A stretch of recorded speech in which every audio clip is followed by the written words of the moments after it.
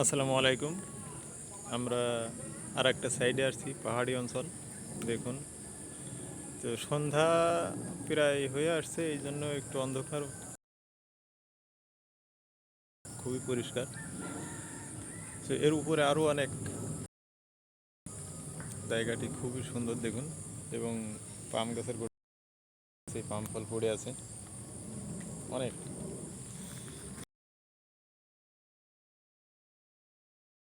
আপনার এগুলো আছে তেল।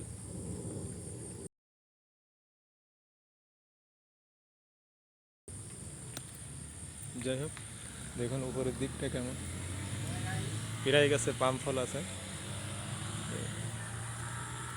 হাতে তেল, অনেক এরিয়া।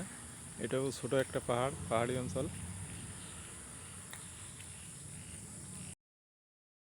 ধন্যবাদ সবাইকে।